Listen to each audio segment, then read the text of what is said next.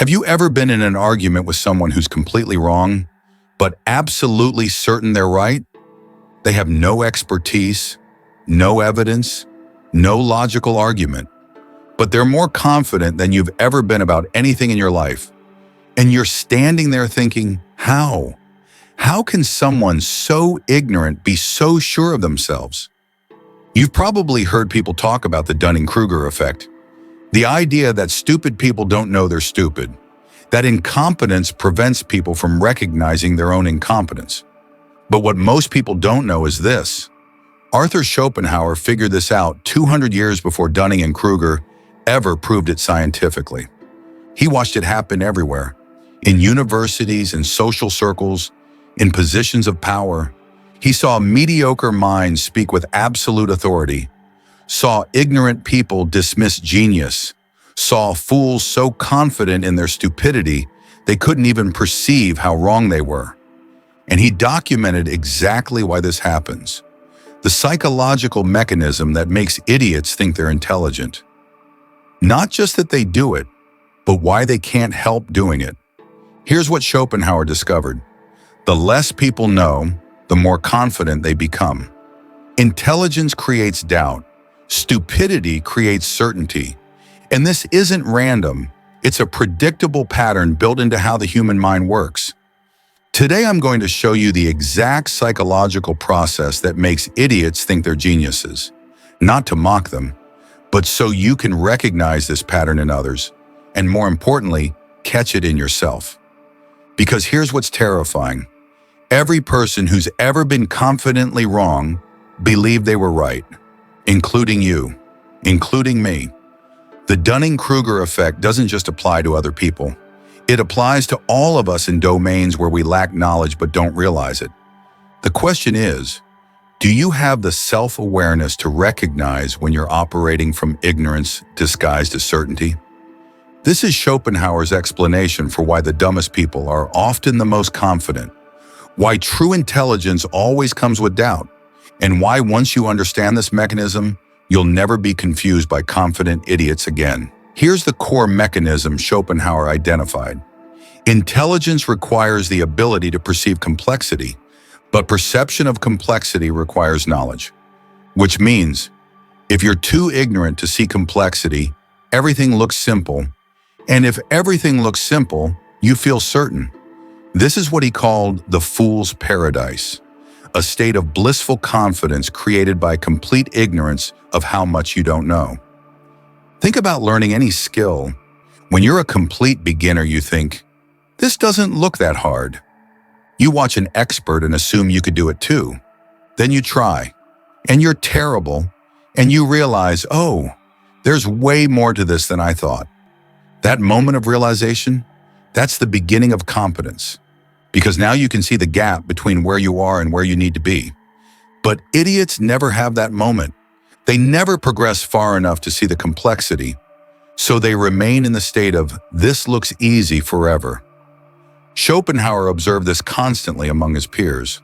Philosophers who'd never studied deeply would confidently dismiss entire schools of thought, not because they'd examined and found them wanting, but because they couldn't perceive the depth they were dismissing. To them, philosophy was just opinions about life. Simple. They couldn't see the logical structures, the epistemological frameworks, the centuries of refined argument. So they felt qualified to have strong opinions with minimal knowledge. The modern version of this is everywhere. Someone reads a headline about economics. Now they're certain they understand monetary policy. Someone watches a documentary about history. Now they can definitively explain why civilizations collapsed. Someone listens to a podcast about psychology. Now they can diagnose everyone around them. They've acquired surface-level information, but they can't perceive the depths they're missing. So surface level feels complete. Schopenhauer wrote, "The person who writes for fools is always sure of a large audience." Why?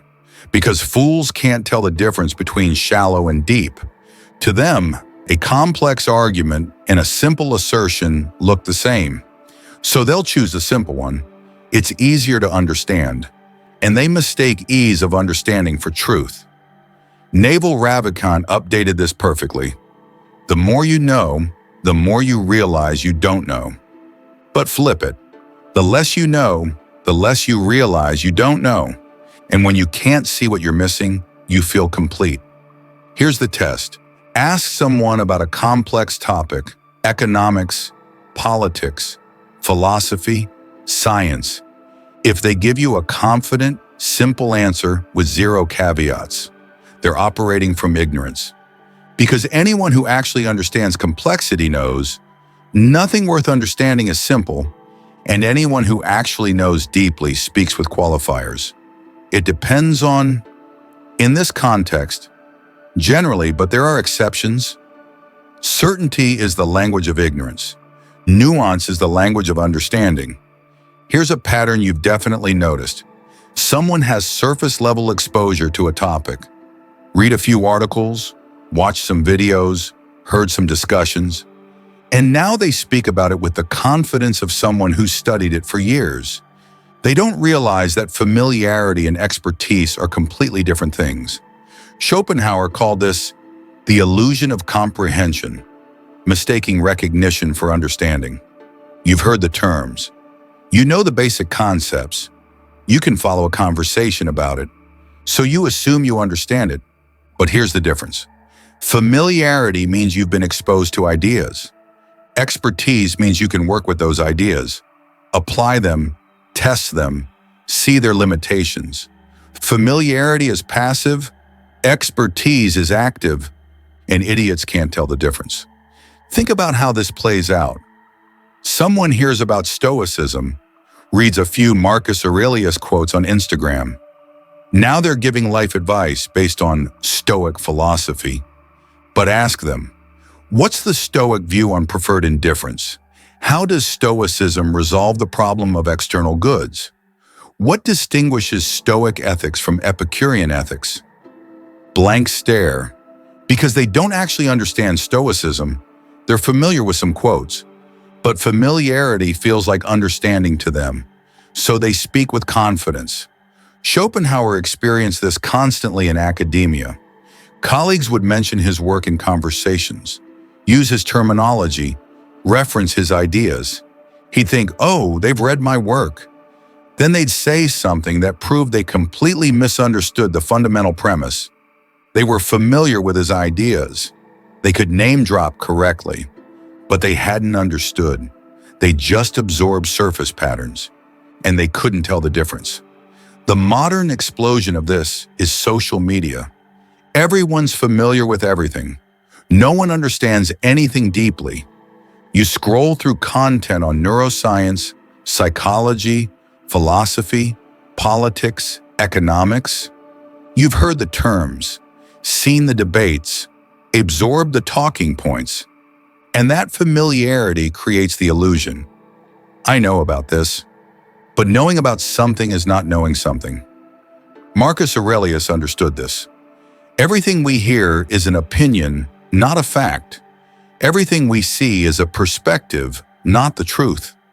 But idiots hear opinions and think they've acquired facts. They see perspectives and think they've grasped truth because they can't distinguish between exposure and understanding.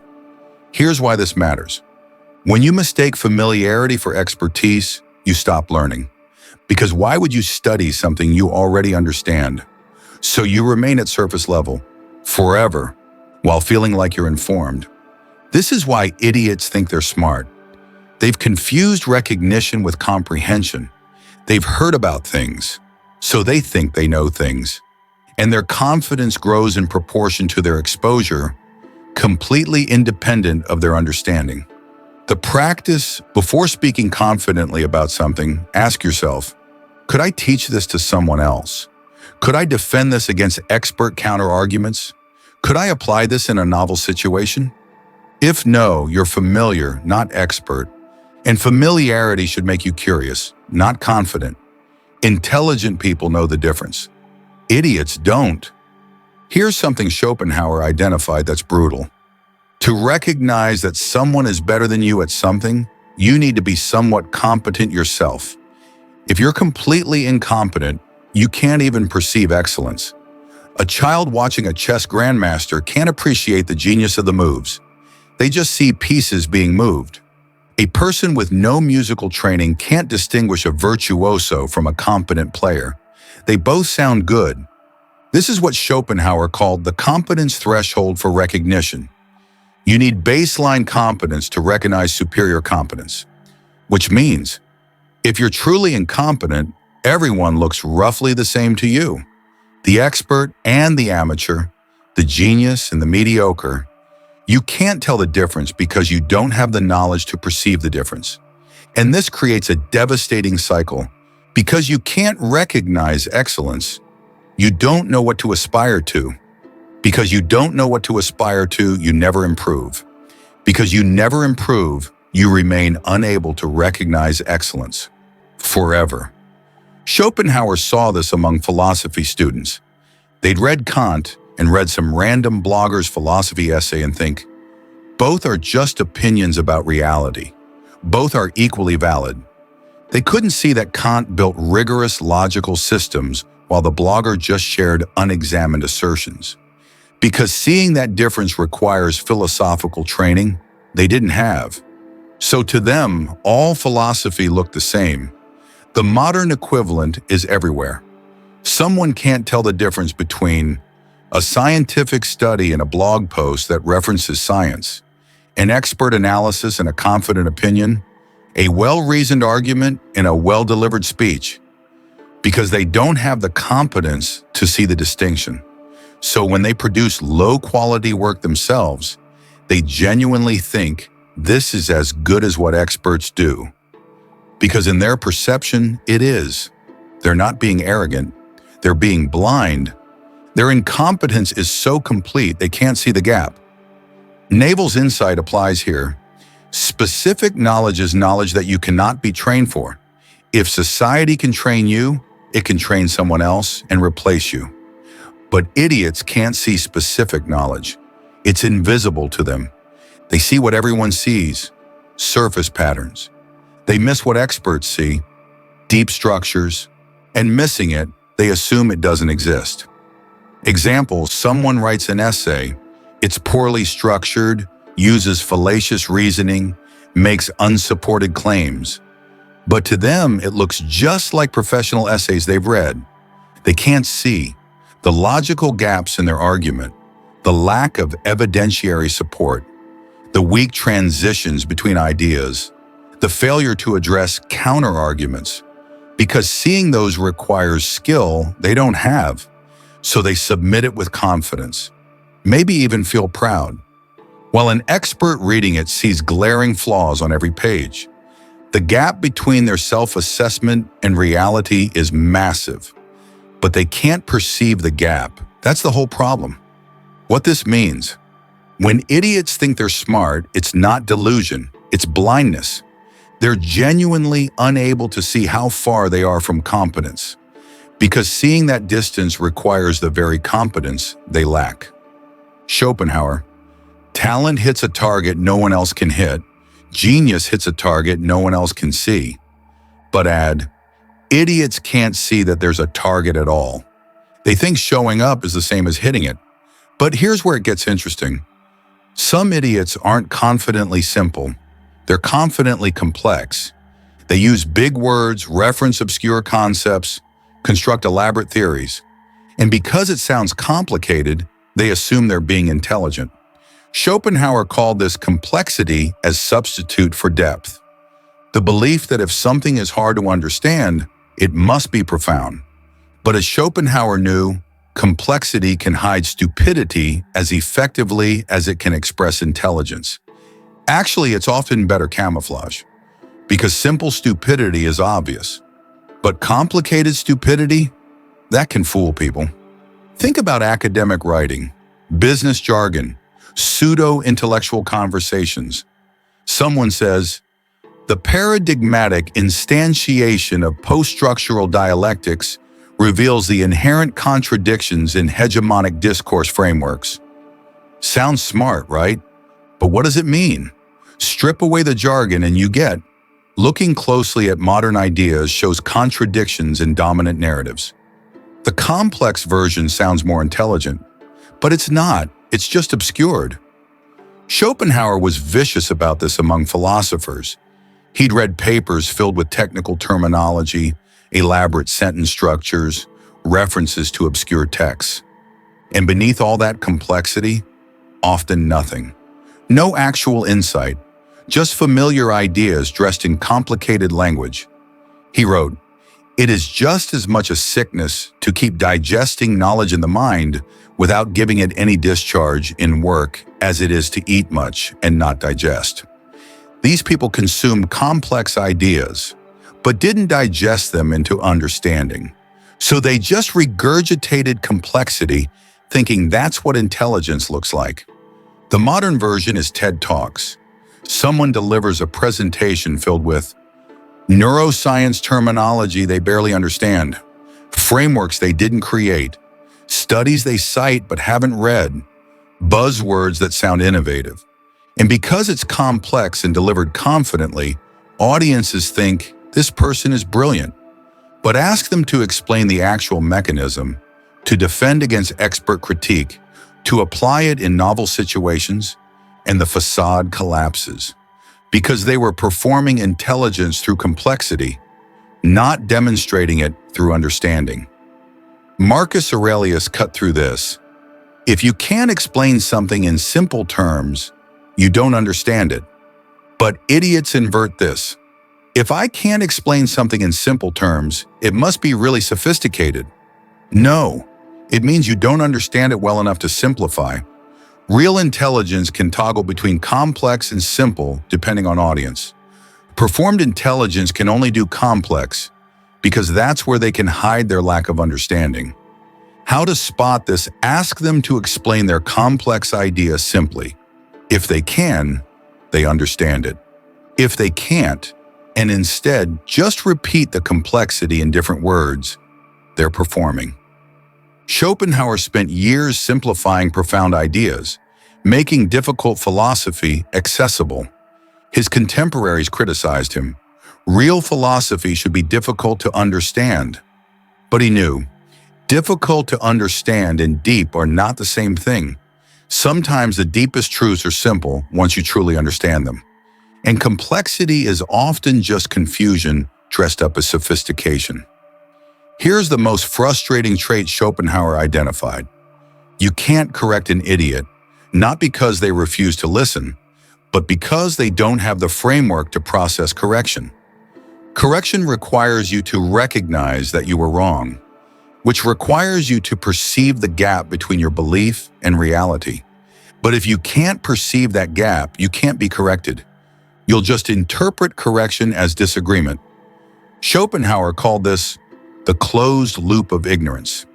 Ignorance prevents you from seeing evidence. Not seeing evidence reinforces ignorance.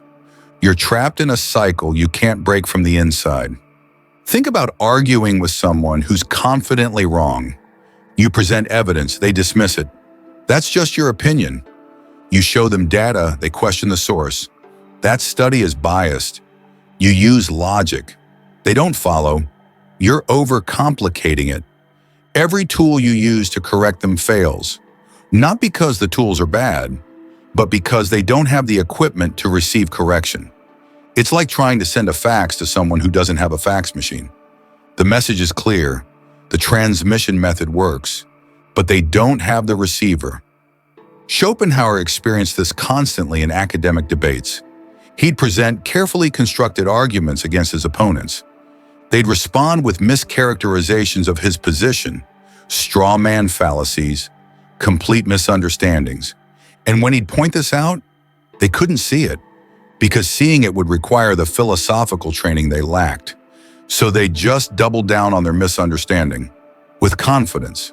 The modern version is every internet argument ever. Someone makes a claim. You provide counter evidence. They don't engage with the evidence. They just restate their claim. You point out the logical fallacy in their reasoning. They don't understand what a logical fallacy is, so they just get defensive. You're speaking different languages, and they can't learn yours because they don't know it exists. Naval's observation, Desire is a contract you make with yourself to be unhappy until you get what you want. Apply this. The desire to be right is a contract idiots make to never learn anything. Because learning requires admitting you were wrong, and admitting you were wrong requires perceiving that you were wrong. And if you can't perceive the gap between your belief and reality, you can never admit wrongness. So you never learn, and you remain confident in your ignorance forever. The mechanism. Imagine someone who believes the earth is flat. You show them photos from space. They say, "Those are fake." You explain physics. They don't understand physics, so they dismiss it. That's just theory. You point to ships disappearing over the horizon. They have an alternate explanation, perspective. Every piece of evidence gets reinterpreted through their existing framework, because accepting the evidence would require abandoning the framework. And they can't abandon the framework because it's the only one they have. This is why Schopenhauer said, "We forfeit 3/4 of ourselves in order to be like other people." But idiots have forfeited the ability to change. They've locked themselves into their current understanding, and no amount of evidence can reach someone who's locked the door from the inside. What this means, you cannot argue someone out of a position they didn't argue themselves into. If their confidence comes from ignorance, evidence won't fix it, because they don't have the framework to process evidence that contradicts their certainty. Schopenhauer knew some people are unreachable, not because they're stubborn, because they're structurally incapable of receiving correction, and spending energy trying to correct them is just frustrating yourself. So here's what Schopenhauer would tell you about why idiots think they're smart. It's not arrogance, it's structural blindness. They don't know what they don't know. They mistake familiarity for expertise. They can't recognize superior skill. They use complexity as camouflage. They're immune to correction. They surround themselves with agreement. Each mechanism reinforces the others, creating an impenetrable fortress of confident ignorance. And here's what's brutal. They're not lying. They genuinely believe they're intelligent, because from inside their fortress, they can't see outside it. The walls are too high, the blindness too complete. Schopenhauer wrote, "Talent hits a target no one else can hit. Genius hits a target no one else can see. But idiots can't even see that targets exist. They think existence is just wandering around, and they're doing it perfectly." Now here's the terrifying question. How do you know you're not one of them? Because every idiot believes they're intelligent, including you when you're being an idiot. So how do you escape the trap? Schopenhauer's answer, doubt. Intelligent people doubt themselves constantly, not paralyzing doubt, but productive doubt. The kind that asks, am I sure about this? What might I be missing? Who knows more than me? What evidence would change my mind? Idiots never ask these questions because their certainty protects them from doubt. But intelligent people live in doubt because doubt is the only antidote to comfortable ignorance. Navel. The modern devil is cheap dopamine. The modern angel is free education. But add, the modern idiot is someone who chooses dopamine over education while calling it wisdom. Here's my challenge. Pick one thing you're confident about, really confident. Now spend this week actively looking for the strongest arguments against your position, not to find flaws to dismiss, but to genuinely test whether your confidence is justified. If you can't find good counter-arguments, you're not looking hard enough. And if you find them but can't engage with them honestly, you're being an idiot about this topic. And that's okay. We all are about something. The question is whether you have the humility to recognize it. If this made you uncomfortable, if you felt defensive reading this, good. That discomfort is your intelligence fighting against your ego's desire for certainty. Listen to it. Write in the comments, I'm choosing doubt, not as weakness, as wisdom, because Schopenhauer knew the wisest person is the one who knows how much they don't know. And the biggest idiot is the one who can't perceive the depths of their ignorance. Choose wisely.